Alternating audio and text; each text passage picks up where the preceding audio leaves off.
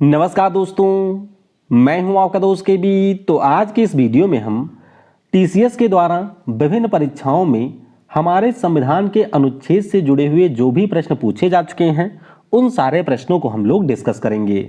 इस वीडियो में आपको 9 और 10 मई को जो एनटीपीसी सीबीटी 2 का एग्जाम हुआ था और इस साल जो आपके एसएससी सीजीएल का 21 शिफ्ट में एग्जाम हुआ था वहां के प्रश्नों को भी मैंने शामिल किया है। तो पूरा वीडियो बहुत ही ध्यान से देखिएगा। वीडियो अगर आपको पसंद आता है तो इसे लाइक करने के साथ अपने सभी दोस्तों के साथ में शेयर जरूर करिएगा। इसकी जो पीडीएफ फाइल है वह आपको टेलीग्राम चैनल केवी गुरुजी या kbguruji.in के ऊपर मिल जाएगी। वहां से आप इसके पीडीएफ को भी डाउनलोड कर सकते हैं। वीडियो की हम लोग शुरुआत करें उससे पहले मैं आपको बता दूं कि 29 मई को अनअकैडमी के ऐप के ऊपर एक बहुत ही शानदार टेस्ट होने वाला है। तो ये आपके एसएससी कॉम्बैट का टेस्ट है जिसमें आपको 50 मिनट में 40 प्रश्न हल करने होंगे। ये जो सारे प्रश्न हैं वो आपके इंग्लिश, मैथ, जनरल अवेयरनेस और रीजनिंग के होंगे और इसे सॉल्व करने के बाद में आप यहाँ पर अनअकैडमी के सब्सक्रिप्शन को भी जीत सकते हैं। तो लिंक आपको डिस्क्रिप्शन में और पिन कमेंट में मिलेगा, उस पर क्लिक करके आप इस टेस्ट में इनरोल कर सकते हैं और 29 मई को दिन में 12 बजे इस टेस्ट में शामिल हो सकते हैं। टेस्ट की खास बात यह है कि यहाँ पर आपको ऑल इंडिया रैंक देखने को मिलती है। आप अपना लाइव स्कोर देख सकते हैं। जो भी प्रश्न यहाँ पर है वो अनअकैडमी के टॉप एजुकेटर के द्वारा बनाए गए हैं और टॉप 1000 रैंकर को यहाँ पर अनअकैडमी के कोर्स पर बम्पर डिस्काउंट भी दिया जाएगा। अनअकैडमी के किसी कोर्स के बारे में आपको जानकारी चाहिए या फिर अनअकैडमी के किसी भी कोर्स को अगर आपको परचेज करना है तो ये मेरा व्हाट्सएप नंबर है। आप इस नंबर पर मुझसे कांटेक्ट कर सकते हैं और कोर्स की जानकारी के साथ किसी भी कोर्स पर मैक्सिमम डिस्काउंट भी अवेल कर सकते हैं। मेरी लाइव क्लास अगर अभी तक आप लोगों ने ज्वाइन नहीं की है अनअकैडमी पर तो नीचे डिस्क्रिप्शन में मेरी प्रोफाइल का लिंक है, उस पर क्लिक करके आप मेरी क्लासेज को भी ज्वाइन कर सकते हैं। तो चलिए अब इस वीडियो की हम शुरुआत करते हैं। पहला और जो सबसे बेसिक प्रश्न है कि भारत के संविधान में क्रमशः कितने अनुच्छेद, भाग और अनुसूची हैं। तो करंट में अगर हम लोग बात करते हैं तो हमारे संविधान में टोटल 448 अनुच्छेद हैं। 25 आपको संविधान में भाग देखने को मिलेंगे और अनुसूचियों की संख्या यहाँ पर 12 है। तो अच्छे से ध्यान रखिएगा, 448 अनुच्छेद हैं, 25 भाग हैं और अनुसूचियों की संख्या है 12। जब हमारा संविधान 26 जनवरी 1950 को लागू हुआ था उस समय हमारे संविधान में टोटल 395 अनुच्छेद थे, 22 भाग थे और 8 अनुसूचियां थीं और वर्तमान में 448 अनुच्छेद, 25 भाग और 12 अनुसूचियां आपको देखने को मिलेंगी। अगला प्रश्न ये एनटीपीसी में पूछा गया कि भारतीय संविधान के किस अनुच्छेद के अंतर्गत ग्राम पंचायतों का गठन किया गया है। बहुत ही ज्यादा आसान प्रश्न है, ध्यान रखिएगा। अनुच्छेद 40 के अंतर्गत ग्राम पंचायतों के गठन का प्रावधान है। ऑप्शन यहां पर डी हो जाएगा करेक्ट। अगला प्रश्न है कि अनुच्छेद 239 डैश डैश से संबंधित है। अब ये अपने आप में एक यूनिक आर्टिकल है, लेकिन अगर आप इसके ऑप्शन को देखेंगे तो आप आसानी से इसका उत्तर कर सकते हैं। जब हम लोग आर्टिकल 239 की बात करते हैं तो इसमें यही बताया गया है कि जो भी हमारे केंद्र शासित प्रदेश होंगे उनका प्रशासन हमारे देश के राष्ट्रपति के द्वारा चलाया जाएगा और यही प्रावधान अनुच्छेद 239 में है, यानी कि इस प्रश्न का डी ऑप्शन हो जाएगा करेक्ट। अगला प्रश्न है कि भारतीय संविधान का अनुच्छेद 352 किससे संबंधित है। यह भी बहुत ही महत्वपूर्ण आर्टिकल है। ध्यान रखिएगा, हमारे देश में जब राष्ट्रीय आपातकाल की घोषणा की जाती है तो ये घोषणा इसी अनुच्छेद के अंतर्गत की जाती है, यानी कि भारतीय संविधान का जो आर्टिकल 352 है वह आपके नेशनल इमरजेंसी से जुड़ा हुआ है। यहां पर ऑप्शन बी हो जाएगा करेक्ट। अगला प्रश्न है कि निम्न में से कौन सा भारतीय संविधान के अनुच्छेद 182 का घटक है। आपको पता होना चाहिए कि हमारे देश में जो विधानसभाएं होती हैं, विधानसभा में आपको 2 सदन देखने को मिलते हैं। जो हमारे देश में विधानमंडल होते हैं उसमें आपको 2 सदन देखने को मिलते हैं। एक तो हमारी विधानसभा होती है और एक होती है विधान परिषद। आपको पता होना चाहिए कि देश में टोटल 6 राज्य ऐसे हैं जिनमें आपको विधान परिषद मिलेगी। तो जाहिर सी बात है, अगर विधान परिषद है तो उसकी कार्रवाई के लिए भी कोई व्यक्ति होता होगा। तो हमारे जिन राज्यों में विधान परिषद हैं उसके सभापति और उपसभापति से जुड़े हुए जो प्रावधान हैं वो आपको संविधान के अनुच्छेद 182 में मिलेंगे। ध्यान रखिएगा, ये हमने बात की है विधान परिषद की। अगर राज्यों में विधानसभा है तो उस पार्टिकुलर राज्य की जो विधानसभा है उसमें आपको स्पीकर और डिप्टी स्पीकर भी देखने को मिलेंगे। तो ध्यान रखिएगा, स्पीकर और डिप्टी स्पीकर के लिए जो अनुच्छेद है वो हमारा 178 है। दोनों के बारे में ध्यान रखेंगे, विधान परिषद के लिए 182 और विधानसभा के लिए आर्टिकल 178 है। इस प्रश्न के लिए ए ऑप्शन होगा करेक्ट। अगला प्रश्न है कि भारत का चुनाव आयोग ईसीआई देश में स्वतंत्र और निष्पक्ष चुनावों का प्रहरी है और भारतीय संविधान के डैश डैश में इस संस्था से संबंधित प्रावधान संरक्षित हैं। सिंपल सा प्रश्न है। चुनाव आयोग जिसकी स्थापना 25 जनवरी 1950 में हुई थी, इसके लिए जो पार्टिकुलर आर्टिकल है वो हमारा 324 है। यहां पर ऑप्शन डी हो जाएगा करेक्ट। अगला प्रश्न है कि भारतीय संविधान के अनुच्छेद डैश डैश में कहा गया है कि सामाजिक और शैक्षिक रूप से पिछड़े वर्गों के लिए एक आयोग होगा जिसे राष्ट्रीय पिछड़ा वर्ग आयोग के रूप में जाना जाएगा। तो ध्यान रखिएगा, ये आपके 103वें संवैधानिक संशोधन के जरिए 103 नहीं 102वें संवैधानिक संशोधन के जरिए इसको जोड़ा गया था और ये हमारे आर्टिकल 338 बी में है। तो जो आपका एनसीबीसी है यानी कि national commission for backward classes है, वो एक संवैधानिक बॉडी है और इसको संवैधानिक दर्जा अनुच्छेद 338 बी के जरिए मिला हुआ है। यहां पर बी ऑप्शन हो जाएगा करेक्ट। अगला प्रश्न है कि निजता का जो अधिकार है ये हमारे संविधान के किस अनुच्छेद में है। ध्यान रखिएगा, निजता का जो अधिकार है ये आर्टिकल 21 में आपको मिलेगा। इस प्रश्न का सी ऑप्शन हो जाएगा करेक्ट। अगला प्रश्न है कि भारतीय संविधान के किस अनुच्छेद के अंतर्गत सार्वजनिक नियोजन के मामलों में अवसरों के समानता की गारंटी दी गई है, यानी कि जो सरकारी नौकरी होगी उसमें सभी को एक समान अवसर दिए जाएंगे और ये प्रावधान आपको आर्टिकल 16 में मिलेगा। किसमें है? अनुच्छेद 16 में है। तो ए ऑप्शन हो जाएगा यहां पर करेक्ट। अगला प्रश्न है कि किस अनुच्छेद के अंतर्गत भारत के राष्ट्रपति मृत्यु दंड की सजा पाए हुए व्यक्ति को क्षमा, फांसी स्थगन या फिर सजा में कमी कर सकते हैं। तो ध्यान रखिएगा, ये अधिकार राष्ट्रपति के पास में अनुच्छेद 72 के अंतर्गत मिला है, यानी कि हमारे संविधान का जो अनुच्छेद 72 है वो यही बताता है कि हमारे देश में जो भी व्यक्ति आपके किसी भी क्राइम के लिए दोषी हैं उनको राष्ट्रपति के जरिए क्षमा मिल सकती है। ऑप्शन यहां पर ए हो जाएगा करेक्ट। अगला प्रश्न है कि भारतीय संविधान के किस अनुच्छेद के अंतर्गत राज्यसभा को अखिल भारतीय सेवाओं के स्थापना की शक्ति दी गई है। काफी महत्वपूर्ण आर्टिकल है, ध्यान रखिएगा। हमारे देश में जो राज्यसभा होती है जिसे हम लोग उच्च सदन भी कहते हैं, इसके पास में अनुच्छेद 312 के अंतर्गत ये शक्ति है कि वो आपके पूरे भारत के लिए अखिल भारतीय सेवाओं की स्थापना कर सकती है। तो यहां पर सी ऑप्शन हो जाएगा करेक्ट। अगला प्रश्न है कि भारतीय संविधान के किस अनुच्छेद में वित्त आयोग के गठन का प्रावधान है। फाइनेंस कमीशन की बात करते हैं जो कि हर 5 सालों पर राष्ट्रपति महोदय के द्वारा गठित किया जाता है। इस समय हमारा 15वां फाइनेंस कमीशन काम कर रहा है जिसके अध्यक्ष एनके सिंह हैं और इसके गठन का जो प्रावधान है वो संविधान के अनुच्छेद 280 में आपको मिलेगा, यानी कि सी ऑप्शन हो जाएगा यहां पर करेक्ट। अगला प्रश्न है कि भारतीय संविधान के किन अनुच्छेदों में नागरिकता का प्रावधान दिया गया है। तो ध्यान रखिएगा, नागरिकता के प्रावधानों की अगर हम लोग बात करते हैं तो ये आपके संविधान के अनुच्छेद 5 से 11 के बीच में है। कहां से? अनुच्छेद 5 से 11 के बीच में भाग 2 में नागरिकता के प्रावधान दिए गए हैं। तो बी ऑप्शन हो जाएगा करेक्ट। अगला प्रश्न है कि भारत के हाई कोर्ट और सुप्रीम कोर्ट क्रमशः अनुच्छेद डैश डैश और डैश डैश के अंतर्गत रिट जारी करते हैं। तो अगर हम लोग हाई कोर्ट की बात करते हैं तो ये आपके आर्टिकल 226 के अंतर्गत रिट जारी करता है। वहीं पर सुप्रीम कोर्ट की बात करें तो ये आर्टिकल 32 के अंतर्गत रिट जारी करता है। यहां पर बी ऑप्शन हो जाएगा करेक्ट। अगला प्रश्न है कि भारतीय संविधान के किस अनुच्छेद में भारत को राज्यों का संघ कहा गया है। तो ध्यान रखेंगे इसके बारे में।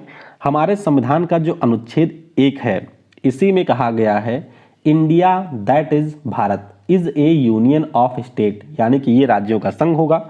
ऑप्शन यहां पर ए हो जाएगा करेक्ट। अब आपको पता होना चाहिए कि हमारे संविधान का जो भाग 1 है वह संघ और राज्य क्षेत्रों के बारे में बात करता है। अनुच्छेद 1 में यही कहा गया है कि भारत राज्यों का संघ है। अनुच्छेद 2 की बात करते हैं तो इसमें ये प्रावधान दिया गया है कि अगर हमारे देश की संसद चाहे तो भारतीय संघ के बाहर के जो क्षेत्र हैं उनको अपने संघ में शामिल कर सकता है। अनुच्छेद 3 की बात करते हैं तो किसी भी राज्य का क्षेत्र नाम बदलने और किसी अन्य प्रकार के परिवर्तन का जो अधिकार है वो भी हमारे देश की संसद के पास में दिया गया है। अगला प्रश्न है कि भारत के संविधान का कौन सा अनुच्छेद है जो कि बोलने की आज़ादी देता है। तो बोलने की आज़ादी जो है वो अनुच्छेद 19 के अंतर्गत मिलता है, यानी कि ऑप्शन डी हो जाएगा करेक्ट। अब आर्टिकल 19 जो है वो हमारे स्वतंत्रता के अधिकार के अंतर्गत आता है और ये जो हमारा अनुच्छेद है इसे हम लोग वाक और अभिव्यक्ति की आज़ादी के नाम से जानते हैं और इसमें आपको कई सारे क्लॉज मिलेंगे। जैसे कि इसके क्लॉज 1 में है बोलने की आज़ादी, क्लॉज 2 में है कि एक जगह पर आप लोग इकट्ठा हो सकते हैं, इसकी भी आज़ादी है। सभा और समूह बनाने की भी आपको स्वतंत्रता दी गई है। क्लॉज 4 में आपको भारत के किसी भी क्षेत्र में घूमने की आज़ादी है। क्लॉज 5 में आपको भारत के किसी भी क्षेत्र में निवास करने का अधिकार है और क्लॉज 6 में आपको अपनी पसंद की आजीविका का भी अधिकार दिया गया है। हालांकि इनके ऊपर कुछ रीजनेबल रेस्ट्रिक्शन भी लगाए गए हैं। तो आर्टिकल 19 महत्वपूर्ण है, इसके क्लॉज भी महत्वपूर्ण है, सारे आपको ध्यान रखने हैं। अगला प्रश्न है कि भारत के संविधान का कौन सा अनुच्छेद है जो कि बाल मजदूरी पर प्रतिबंध लगाता है। तो बाल मजदूरी की बात करें, इसके ऊपर प्रतिबंध लगाता है आर्टिकल 24। कौन सा है? अनुच्छेद 24 है। डी ऑप्शन हो जाएगा यहाँ पर करेक्ट। तो हमारे संविधान में मौलिक अधिकारों के अंतर्गत शोषण के विरुद्ध अधिकार दिए गए हैं, जिसमें आपको 2 अनुच्छेद मिलेंगे। आर्टिकल 23 की बात करें तो ये मानव व्यापार, जबरन और बंधुआ मजदूरी इनके ऊपर रोक लगाता है। वहीं पर अगर हम लोग आर्टिकल 24 की बात करें तो 14 से कम उम्र के जो बच्चे हैं इनके श्रम के ऊपर रोक ये लगाता है। तो इस प्रश्न का यहाँ पर ऑप्शन बी हो जाएगा करेक्ट। अगला प्रश्न है कि भारत के संविधान का कौन सा अनुच्छेद छुआछूत से संबंधित है। तो छुआछूत के ऊपर यह प्रतिबंध लगाता है और ये हमारा आर्टिकल 17 है। ध्यान रखिएगा, अनटचेबिलिटी यहाँ पर पूरी तरीके से रिस्ट्रिक्टेड है, यानी कि प्रोहिबिटेड है और ये आपके संविधान का अनुच्छेद 17 कहता है। यहाँ पर डी ऑप्शन हो जाएगा हमारा करेक्ट। अब हमारे संविधान में समानता का अधिकार आपके मूल अधिकारों में वर्णित है, जिसमें आपको टोटल 5 आर्टिकल देखने को मिलेंगे। आर्टिकल 14 कहता है कि आप कोई भी हैं, कानून के सामने आप बराबर होंगे, यानी कि कानून सभी के लिए एक समान होगा। आर्टिकल 15 की बात करते हैं तो इसमें सीधे शब्दों में ये कहा गया है कि कोई भी राज्य धर्म, जाति, लिंग इन सभी के आधार पर किसी के साथ में कोई भी भेद नहीं करेगा। आर्टिकल 16 मैंने ऊपर ही बता दिया कि नौकरी में सबको समानता का अधिकार है, इसी में आपको रिजर्वेशन की व्यवस्था भी देखने को मिलेगी। आर्टिकल 17 की बात करते हैं तो अस्पृश्यता का अंत, जो अभी मैंने आपको ऊपर बताया। और आर्टिकल 18 की बात करते हैं तो जो आपको उपाधियां दी जाती थी अंग्रेजों के समय में, इस प्रकार की कोई भी उपाधि अब स्वतंत्र भारत में आप नहीं ले सकते हैं। अगला प्रश्न है कि भारत के संविधान का कौन सा अनुच्छेद है जो कि समान नागरिक संहिता का उपबंध करता है। समान नागरिक संहिता का सिंपल सा मतलब है कि हमारे देश भारत के अंदर जितने भी लोग भारत के नागरिक होंगे उन सभी के शादी के, तलाक के, उत्तराधिकार के लिए जो कानून होंगे वो सारे कानून एक समान होंगे। हालांकि ऐसा केवल राज्यों को निर्देश मिला है कि वो लोग डीपीएसपी के अंतर्गत जो अनुच्छेद 44 है इसके अंतर्गत आपके यूनिफॉर्म सिविल कोड की व्यवस्था कर सकते हैं और ये प्रावधान आपको आर्टिकल 44 में मिलेगा। ध्यान रखिएगा कि हमारे देश का एकमात्र राज्य गोवा है जहां पर आपका यूनिफॉर्म सिविल कोड लागू है। तो डी ऑप्शन होगा करेक्ट। अगला प्रश्न है भारतीय संविधान के किस अनुच्छेद के अंतर्गत सुप्रीम कोर्ट के द्वारा इंटरनेट की पहुंच को मौलिक अधिकार घोषित किया गया है। तो ध्यान रखिएगा ये आपके आर्टिकल 19 के अंतर्गत है। इंटरनेट की जो पहुंच है ये मौलिक अधिकार घोषित हुआ है। यहां पर ऑप्शन सी हो जाएगा करेक्ट। अगला प्रश्न है कि भारतीय संविधान का कौन सा अनुच्छेद है जो कि धन विधेयक से संबंधित है। तो आपको ध्यान रखना है हमारे संविधान का जो अनुच्छेद 110 है वो आपके मनी बिल से संबंधित है। यहां पर ऑप्शन सी हो जाएगा करेक्ट। अगला प्रश्न है कि भारत का जो राष्ट्रपति है वो किस अनुच्छेद के अंतर्गत अध्यादेश जारी कर सकता है।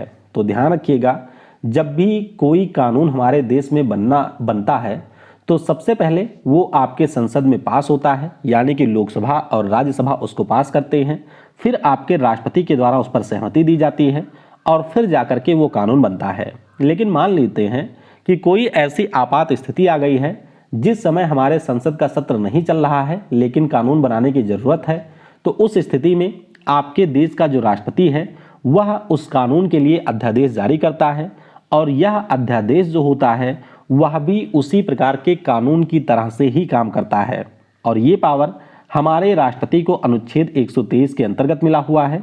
बी ऑप्शन हो जाएगा करेक्ट। अगला प्रश्न है कि भारतीय संविधान के किस अनुच्छेद के अंतर्गत आकस्मिकता निधि का प्रावधान है, यानी कि जो आपका कंटिजेंसी फंड है जो जिसकी वैल्यू 500 करोड़ होती है, ये किस अनुच्छेद में है। तो ये आपको आर्टिकल 267 में मिलेगा।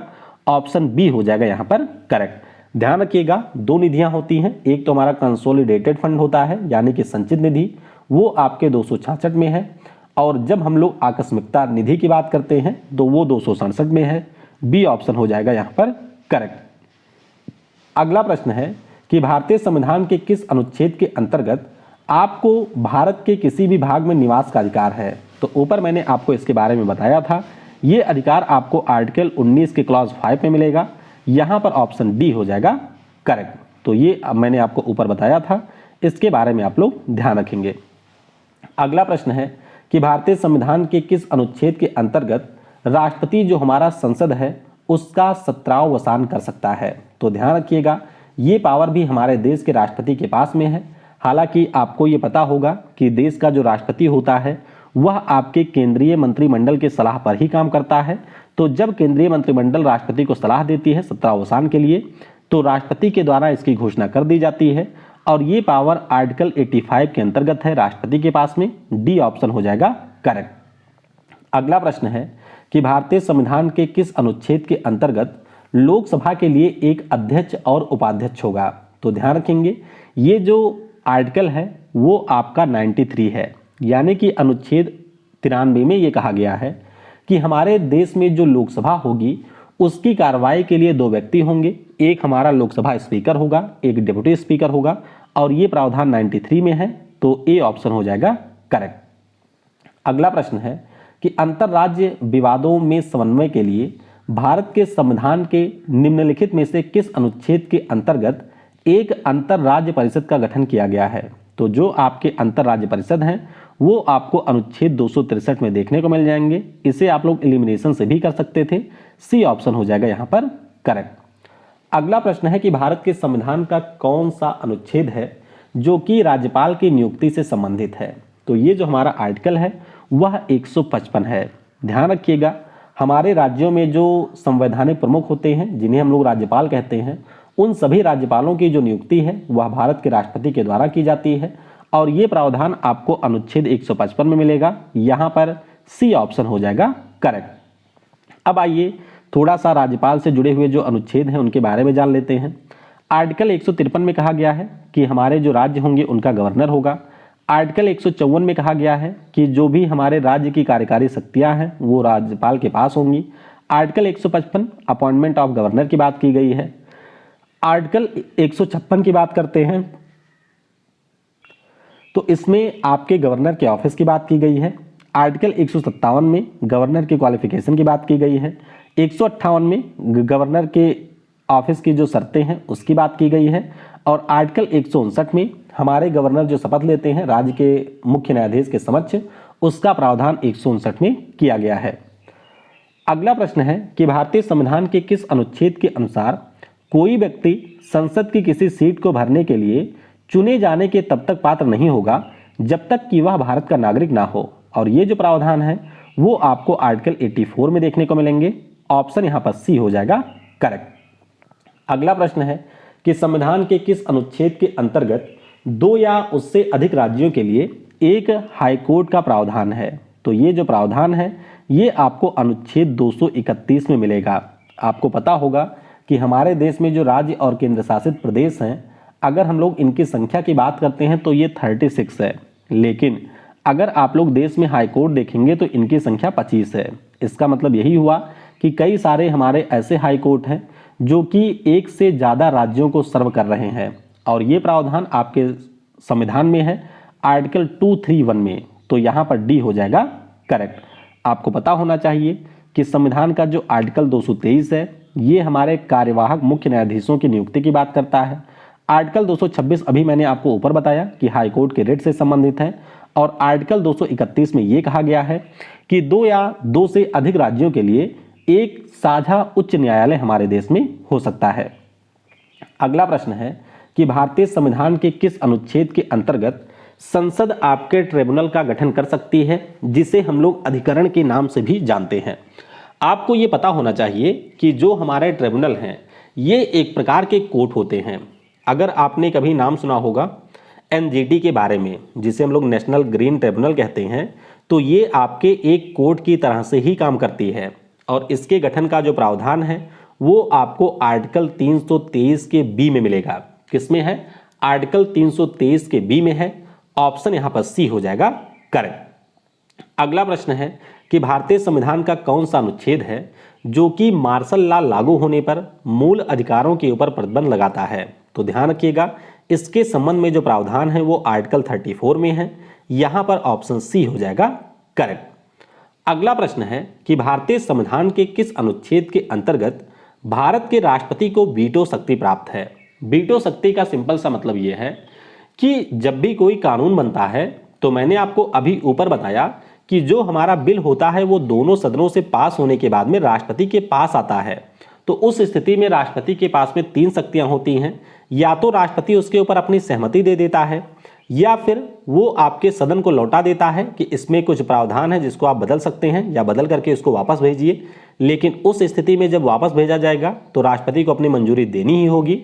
तीसरी कंडीशन ये होती है कि जो बिल आपके राष्ट्रपति के पास में आया है, राष्ट्रपति उसके ऊपर ना तो सहमति देते हैं और ना ही लौटाते हैं, यानी कि उसको अपने जेब में रख लेते हैं, और इसी को कहा जाता है वीटो शक्ति, जिसका यूज आपके डाकघर विधेयक में किया था ज्ञानी जैल सिंह ने। तो ध्यान रखेंगे, इसके लिए प्रावधान आपको आर्टिकल 111 में मिलेंगे। सी ऑप्शन हो जाएगा यहां पर करेक्ट। अगला प्रश्न है कि भारतीय संविधान के किस अनुच्छेद के अंतर्गत राज्यपाल मुख्यमंत्री की नियुक्ति करता है? तो इसके लिए जो प्रावधान है वो आपको आर्टिकल 164 में मिलेंगे। ऑप्शन डी हो जाएगा यहां पर करेक्ट। अगला प्रश्न है कि भारतीय संविधान का कौन सा अनुच्छेद है जो कि पर्यावरण संरक्षण के संबंध में प्रावधान करता है? तो ये हमारा आर्टिकल 48A है, यानी कि यहां पर ऑप्शन ए हो जाएगा करेक्ट। और ये जो अनुच्छेद है वो आपके 42वें संविधान संशोधन के जरिए जोड़ा गया था।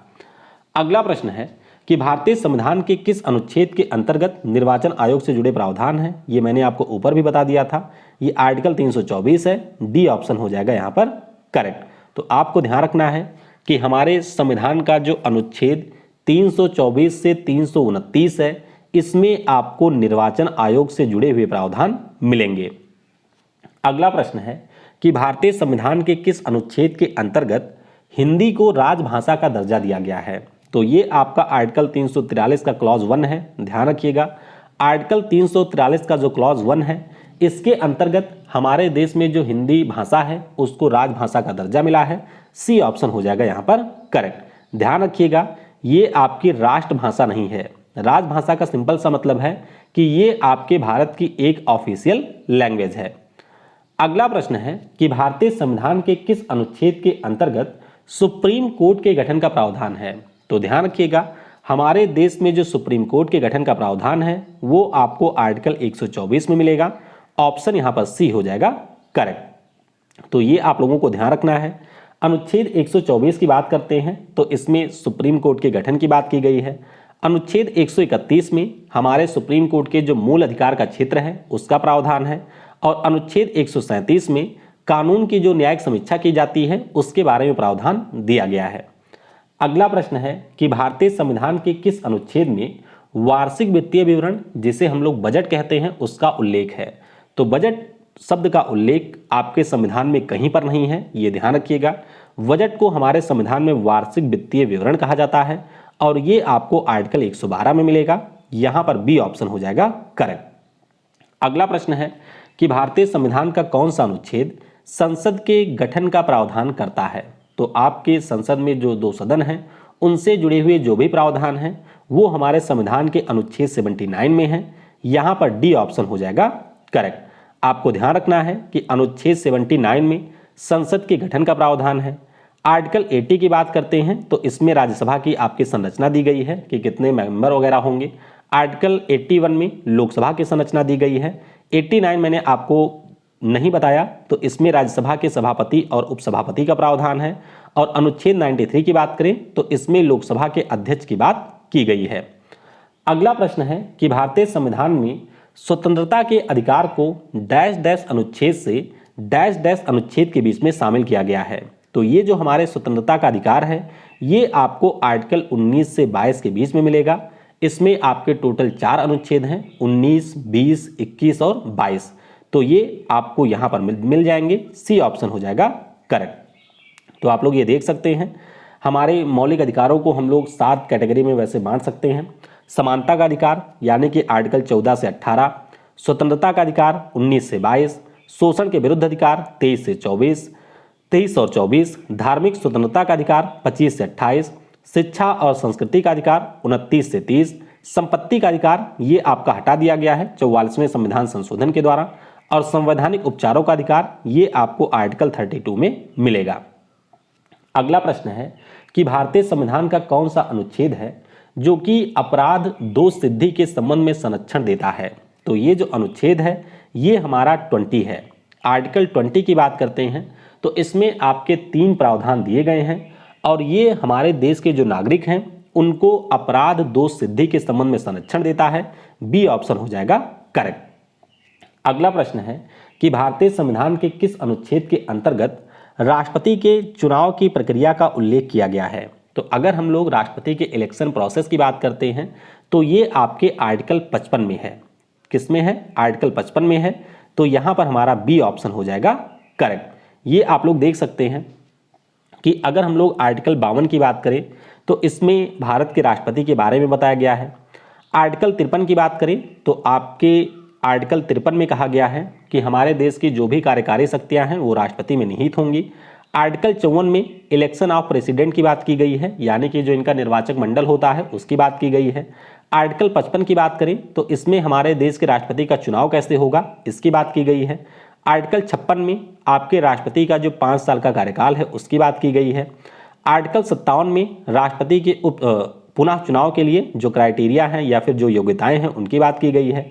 आर्टिकल 58 में प्रेसिडेंट के इलेक्शन के लिए जो क्वालिफिकेशन है उसकी बात की गई है। 59 में आपके राष्ट्रपति के कार्यालय की जो शर्तें हैं उनकी बात की गई है। आर्टिकल 60 में हमारे राष्ट्रपति के शपथ की बात की गई है। और आर्टिकल 61 में आपके राष्ट्रपति को जो उसके पद से हटाए जाने की प्रक्रिया है जिसे हम लोग महाभियोग कहते हैं उसके बारे में प्रावधान आपको आर्टिकल 61 में मिलेगा। अगला प्रश्न है कि भारतीय संविधान के किस अनुच्छेद में राज्य निर्वाचन आयोग का प्रावधान है। तो राज्य निर्वाचन आयोग की बात करें ये आपको आर्टिकल 343 के में देखने को मिलेगा। यहां पर ऑप्शन बी हो जाएगा करेक्ट।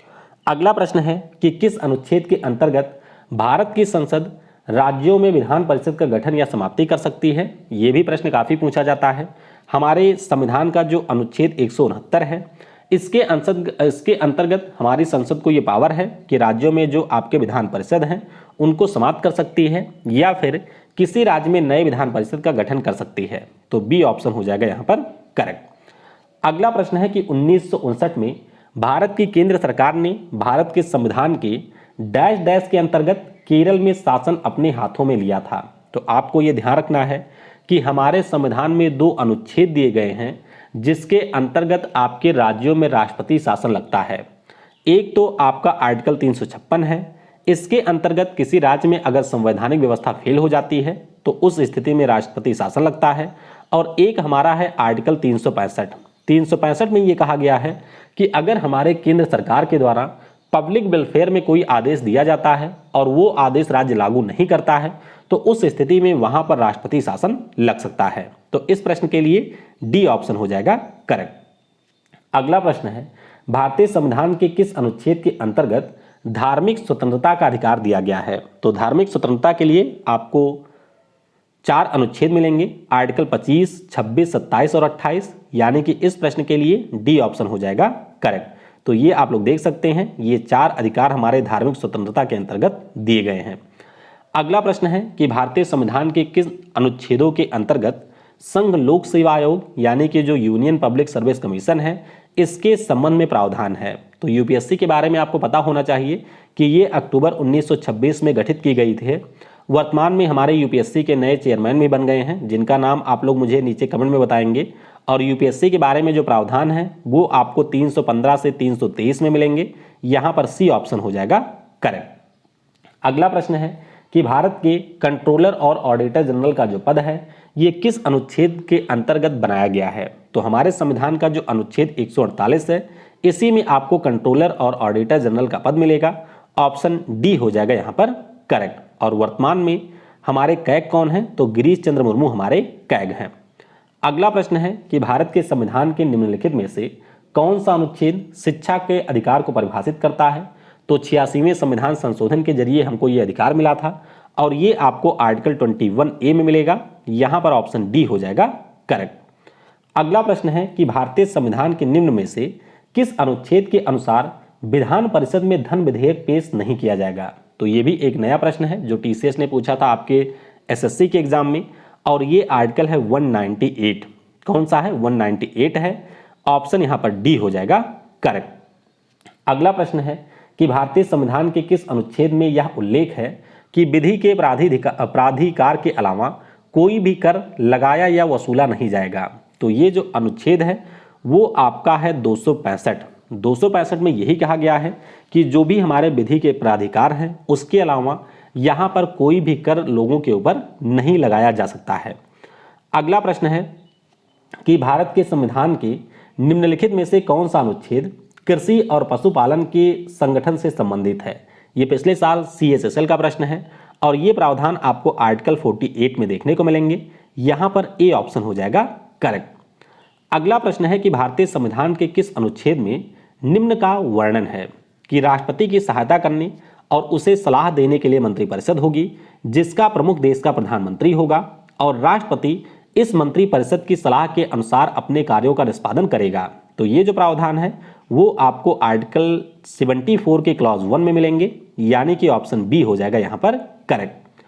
अगला प्रश्न है कि भारतीय संविधान के निम्न में से किस अनुच्छेद में संपत्ति के अधिकार का उल्लेख है। ये भी पिछले साल CSSL का प्रश्न है और वैसे भी ये प्रश्न कई एग्जाम में ऑलरेडी आ चुका है। तो ये प्रावधान आपको आर्टिकल 300 के ए में मिलेगा जो कि 44वें संविधान संशोधन के जरिए शामिल किया गया था। डी ऑप्शन हो जाएगा यहाँ पर करेक्ट। आखिरी प्रश्न है कि निम्न में से किस राज्य में राज्यपाल को कानून और व्यवस्था तथा उससे संबंधित उसके कार्यों के निर्वहन के संबंध में संविधान के अनुच्छेद 371H के तहत विशेष जिम्मेदारी दी गई है। तो 371 का जो हमारा H है ये आपके अरुणाचल प्रदेश से संबंधित है। यहाँ पर बी ऑप्शन हो जाएगा करेक्ट। अब 371 अनुच्छेद की बात करते हैं तो इसमें आपको कई सारे आर्टिकल मिलेंगे, सब आर्टिकल हैं, जैसे कि आर्टिकल 371 महाराष्ट्र और गुजरात से रिलेटेड है। 371 ए की बात करें तो नागालैंड से है, बी की बात करें तो असम से है, सी हमारा मणिपुर से है, डी और ई की बात करें तो ये आंध्र प्रदेश से है, एफ आपका सिक्किम से है, जी आपका मिजोरम से है, 371 का एच अरुणाचल प्रदेश से है और 371 का जो आई है वो आपके गोवा से है। तो कई बार यहाँ से भी प्रश्न पूछ लिए जाते हैं, अगर आप याद रख सकते हैं तो इन्हें भी याद कर लीजिए। तो इस वीडियो में फिलहाल के लिए इतना ही। आगे आप और किन किन टॉपिक के ऊपर वीडियो चाहते हैं यह भी मुझे नीचे कमेंट में बता सकते हैं। और अगर आपने वीडियो को यहाँ तक देखा है तो नीचे लिखिएगा yes I can do it. इसके अलावा जो भी मैंने NTPC के विशेष टॉपिक के ऊपर वीडियो करवा रखे हैं उन सभी की लिस्ट आपको ऊपर दिख रही होगी स्क्रीन के ऊपर, उनके ऊपर क्लिक करके आप उन पार्टिकुलर वीडियोज़ को भी देख सकते हैं। Thanks for watching. जय हिंद, जय भारत।